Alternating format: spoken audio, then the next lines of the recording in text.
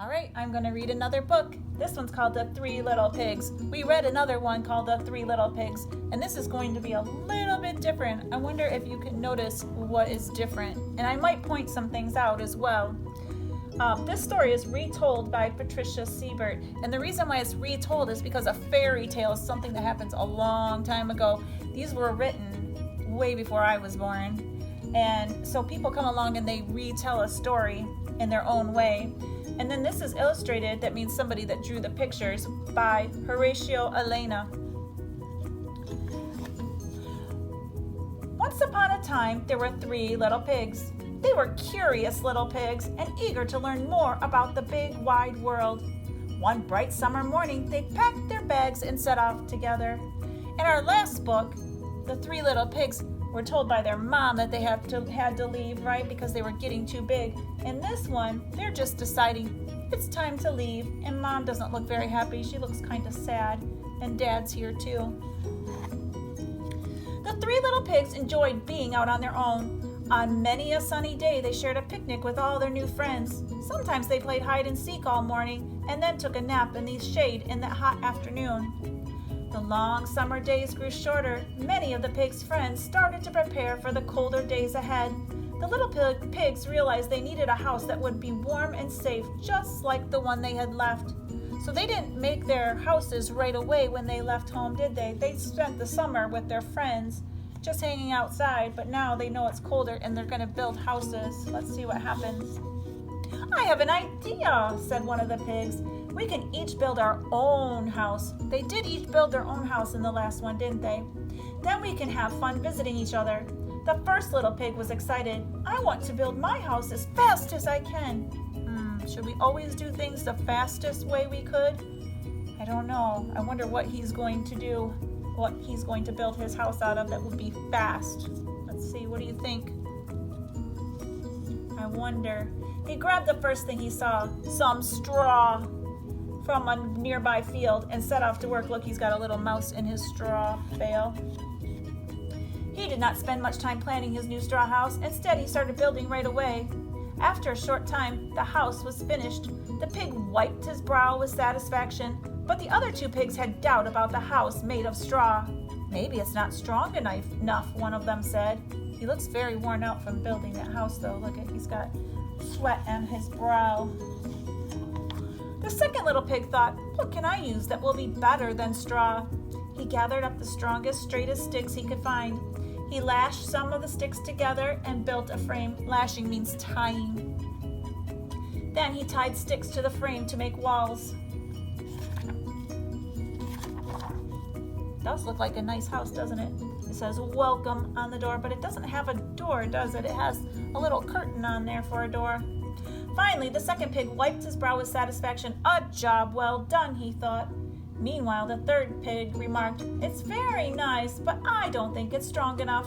So the third pig searched everywhere. And remember, in our book last time, a pig did make a house out of sticks and one out of straw, and now he's going to make his out of bricks. And that happened in our last book too. Meanwhile, the third pig remarked, "That's very nice, but I don't think it's strong enough." So the third pig searched everywhere. "What can I find that will be better than sticks?" he wondered. He came across a tumbled-down building. There were old bricks all around. He decided they would just be right for his house. Would be just right for his house. He's going to use bricks. The third little pig set out to work. Brick by brick, his house took shape. It took a long time, but the pig finished his sturdy house. He wiped his brow, quite satisfied with his handiwork. The other two little pigs shook their heads. They were not sure that this one little house was worth all that hard work. He did work hard, and now it's a nice, sturdy house. I wonder if all his hard work will pay off. After each pig has built his own house, they had time to play. One day, they were out having fun. They happened across some wolf tracks. When the pigs saw that a wolf had been nearby, they ran home and locked their houses up tight. Yeah, they don't want to have the pig or the wolf come and get them.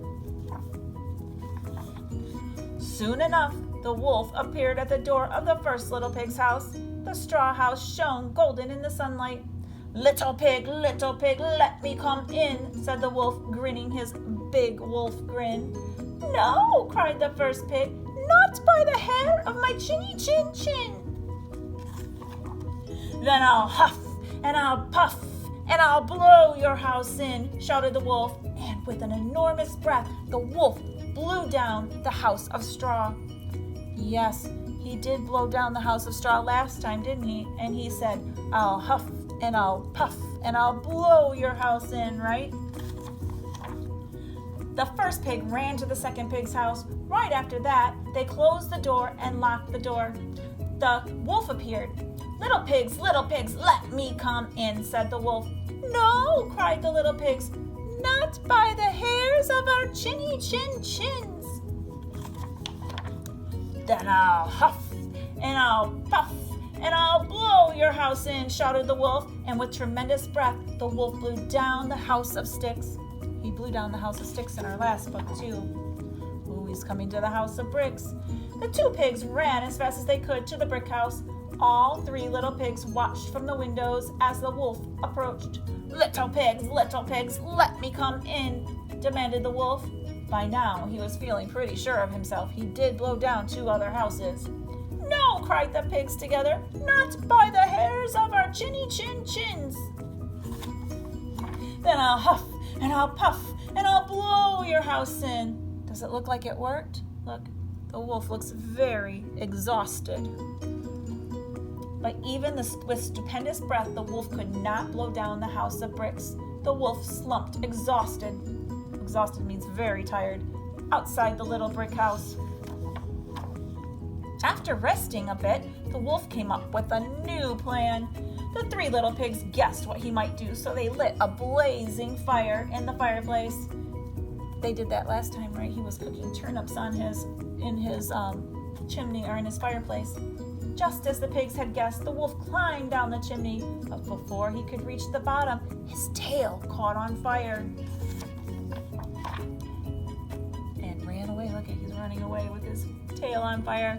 The wolf could not pull himself out of the chimney fast enough. He raced away in a panic. The 3 little pigs stood arm in arm in front of the sturdy brick house as they watched the wolf disappear into the distance.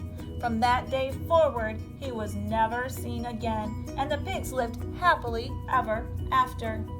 This one doesn't say the end. The last one I read said the end, but this one doesn't say that. We could say it though, right? We could write it in because this is being retold, remember? So let's just say the end. All right. I hope you enjoyed this book. See you later.